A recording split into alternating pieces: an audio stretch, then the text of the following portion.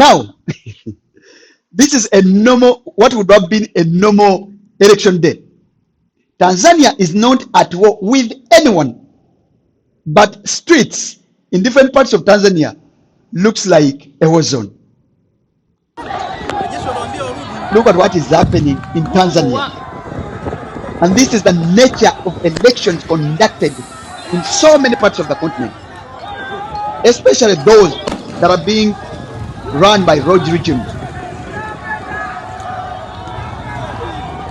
Oh my God.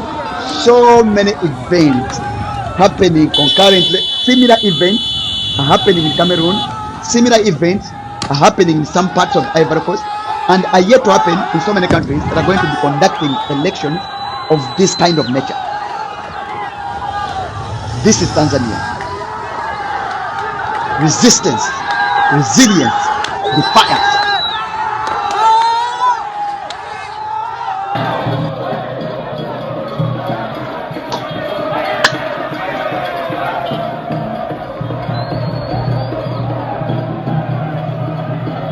This is what we call the people power revolution. People's led struggle is what is taking place in Tanzania.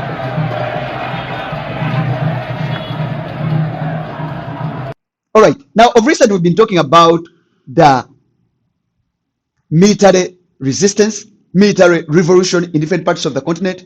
Talk about Mali, talk about Niger, talk about Burkina Faso. But then now there is a wave of what we call the people power revolution. In countries whereby people have failed to take on the mantle to fight against the impunity of the state, against the rogue regimes, the military has intervened. But in some parts of the continent, see what is taking place in Cameroon, see what is taking place in Tanzania, and in different parts of the continent, in the north, in the west, in the south, in Central Africa, it is yet to happen. I think people are now waking up. I'm talking about a continent that is the youngest in the whole world, with a median age of about 19. But most of the countries across the continent, the leaders are extremely old. Most of them are in the 80s, in the 70s, in the maybe some even in the 90s. So now the youth are realizing their potential when it comes to the national and the state affairs of their respective countries. This is what is happening in Tanzania. I told you the nature of elections that are being conducted in Africa. And by the way, people who have similar political environment, similar political dynamics, like the one of Tanzania, like the one of rogue regime in Uganda, like the one of Cameroon, the conduct, the approach of uprooting such rogue regimes out of power must be this. Especially my brothers and sisters from Uganda, we have a lot to learn from Tanzania. All along we've been talking about boycotting a sham process, boycotting an election. But then some people will be saying, like, if you boycott, then what next? Does it uproot the regime if you boycott? No, it doesn't. But what do? You must be having a strategy. And this is what Tanzania is doing.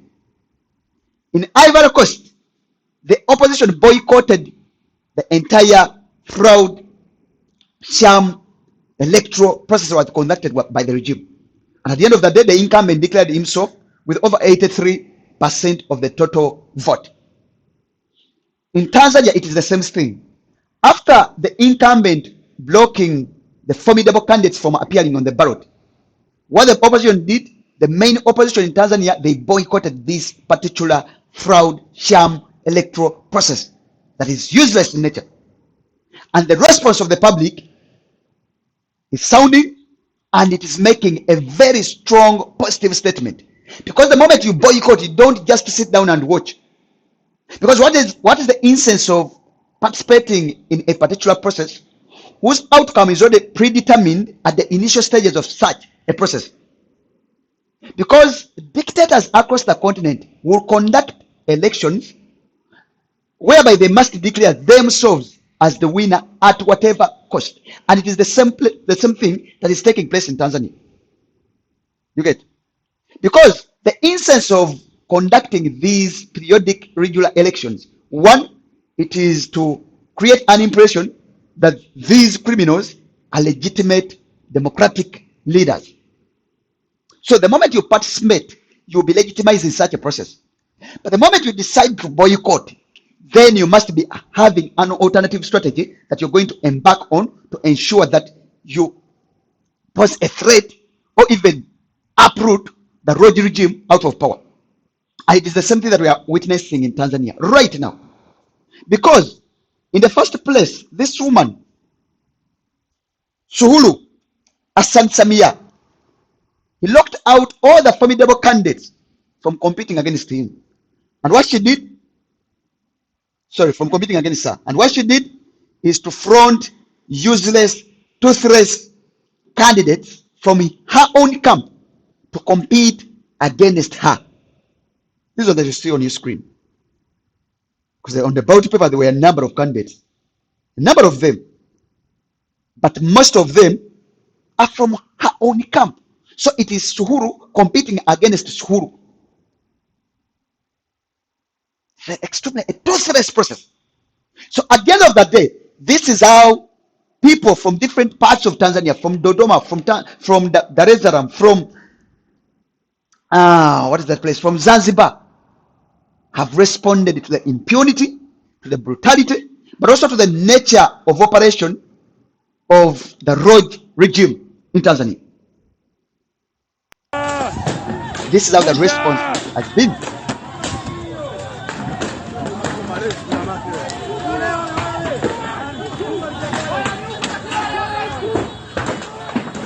Hey. Hey. Utekaja tutaki, utekaja tutaki, utekaja tutaki, utekaja tutaki, utekaja tutaki, mauaja tutaki, utekaja tutaki, utekaja tutaki, utekaja tutaki, utekaja tutaki. So this is what is happening on different streets of Tanzania. Looks like the people power revolution.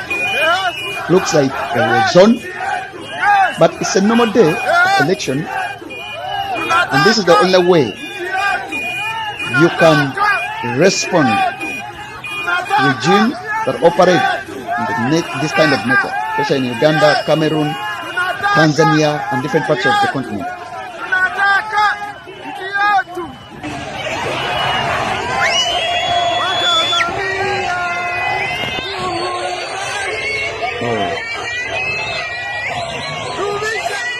It has been a busy day.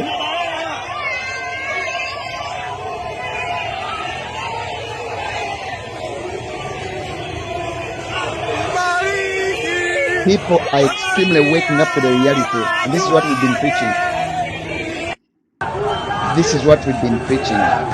The moment you're dealing with the regime that has no respect for the rule of law, that has no respect for human rights, that has no respect for the so-called democracy, then this must be the response. This must be the approach towards uprooting such a regime out of power. You cannot treat it with compliance.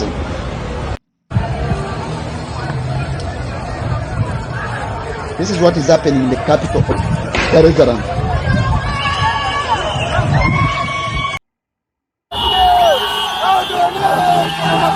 You just take for a clear picture, telling you the wisdom.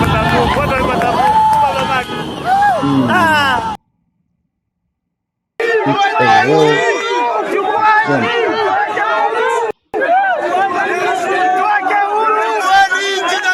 Thank you so much.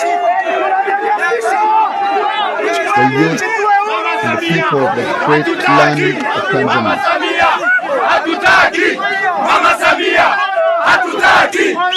Preach it, preach it.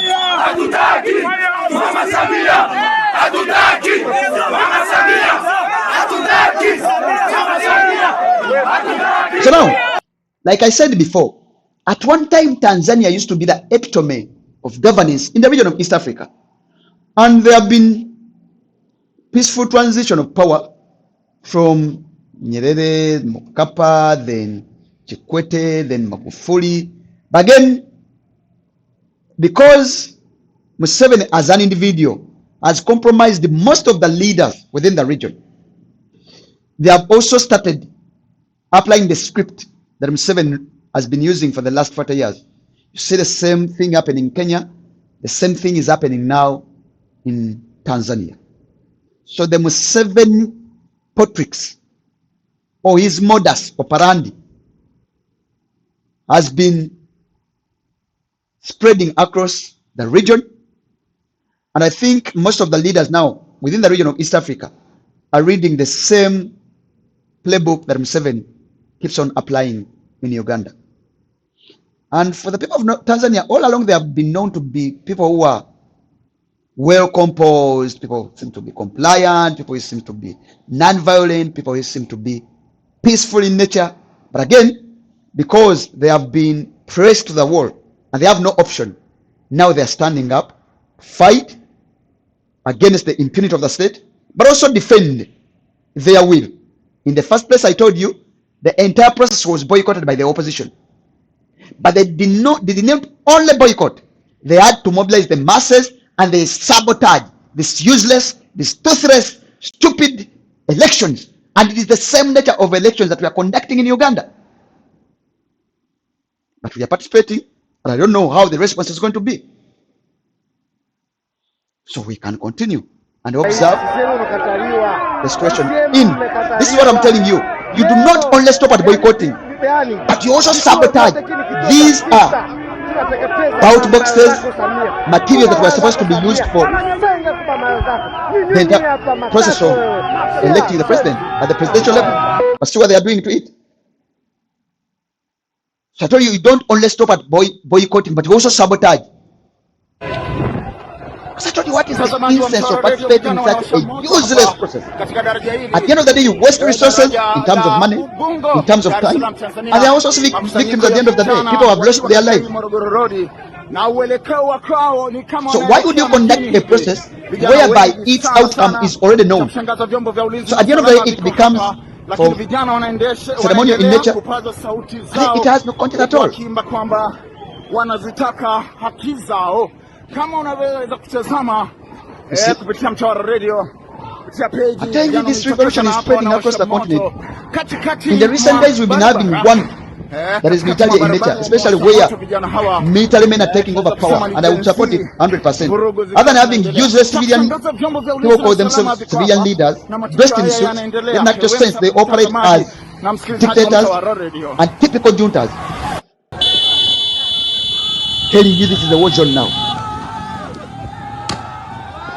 And my brothers and sisters from Uganda, we have a number of lessons to learn from such a response, irrespective of how the government of Uganda is going to respond in terms of brutality, in terms of impunity, but also in terms of trying to protect the status quo. We must be willing to speak the same kind of language.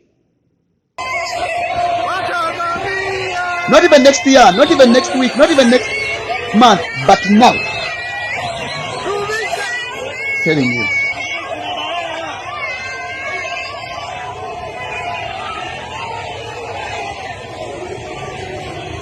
These people were rising up. It is a country that has been changing power every after 2 terms. Yes, I know it is one party that has been in power, but at least they have been seeing a number of candidates like in charge of the state affairs.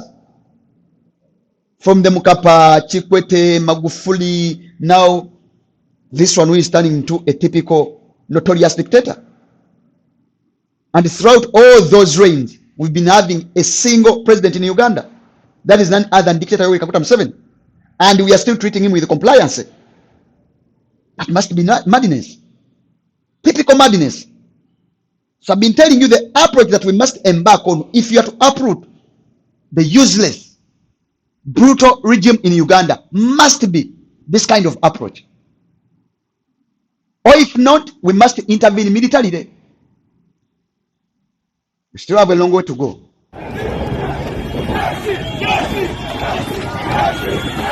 It's happening in Tanzania.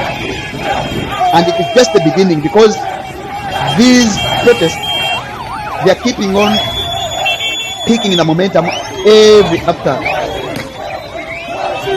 an event that keeps on happening in different parts of the country. They're picking the momentum. I don't know how long they're going to sustain it, maybe at the end of the day, they will make a very strong positive statement toward the status quo.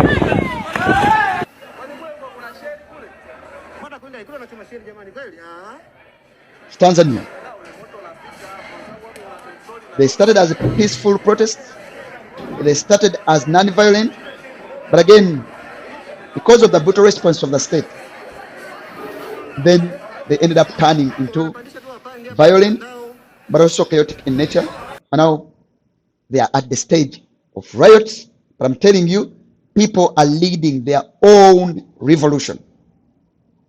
They are no longer comfortable with the suppression of the regime, but also a regime that tries to create an impression that it is a democratic government, yet in actual sense, they are operating in a notorious way.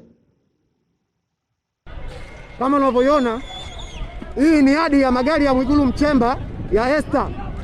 Yote watu wameyateketeza moto. Hapa ni kwa Mwigulu Mchemba.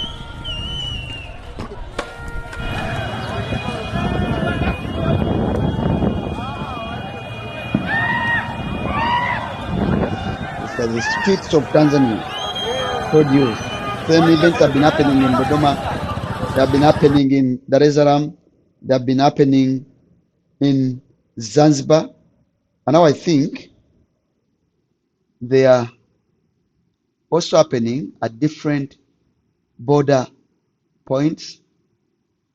I think we have a technical problem with the sound, but let's try to sort it out.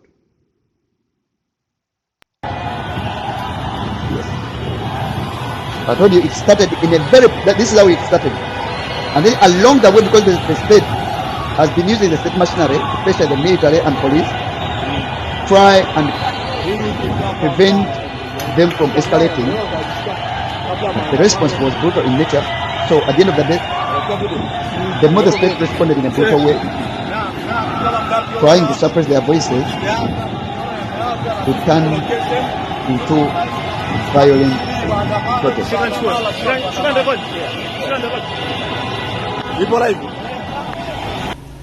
Tanzania, hii ndio hali halisi kwa upande wa Nyamongo. This is how the boycott has been. Most of the polling stations were empty. This is one of the polling stations. They have been extremely empty. And even where the process was, whereby some people responded, people destroyed and dismantled all the polling materials, especially the boxes, and then the ballot papers were supposed to be used in the voting process, especially at the presidential level. So this is what the boycott means. The moment you decide to boycott, you don't just boycott and sit down. Because my question is, what is the essence of participating in an election? At the end of the day, you know its outcome that is predetermined by those who hold power, by those who capture the state institutions, and at the end of the day, a number of people will lose their life, waste time as a resource, waste resources in terms of money and logistics on a process that is not going to deliver at the end of the day. You get? Because there are some people who have been talking about now when you boycott, because even they did boycott in Tanzania, the opposition boycotted. And what did Saul do? What the best she could do is to arrange a number of candidates from her own camp and compete against her. So it is Hassan Saul against Hassan Saul. You have no single formidable candidate among all these that you see on the ballot paper. So we are aware that such scenarios that will happen. But the moment you decide to boycott, then the response must be how my brothers and sisters from Tanzania have responded, and they are making a statement, a very strong statement. So we are going to keep on following how events will unfold. But I know at the end of the day, at least there is some kind of people power-led revolution that is happening across the continent. I know some of them, the military has hijacked that cause, like what happened in Madagascar, I think. Yes, Madagascar. Like what happened in Sudan, the system, the military, they hijack the people's cause, and at the end of that day, things don't change at all. But we have two options now. Either there will be military intervention, or people must stand up and defend their will and defend their dignity and reclaim the true image, the true picture of our respective countries, especially when it comes to territorial integrity, but also the typical sovereignty of our African states. Because our domestic affairs have been infiltrated by the West, and most of these road leaders, juntas, dictators, they are sustained, they are facilitated by the West. And at the end of the day, the West must dictate how domestic affairs must be run. So we are following events as they unfold in Tanzania. I know the process of doctoring and manipulating results of a sham process is ongoing, but let's see how events will keep on unfolding. But I pray that such events act as a motivating factor, especially to countries like Uganda, countries like Gambia, countries like Cameroon, countries like Sudan, where things are upside down, and countries that are under extreme, complete military dictatorship. Like the channel, share, but also subscribe so that you get notified whenever we update our channel. Patoyuji is my name. Thank you so much. Be blessed.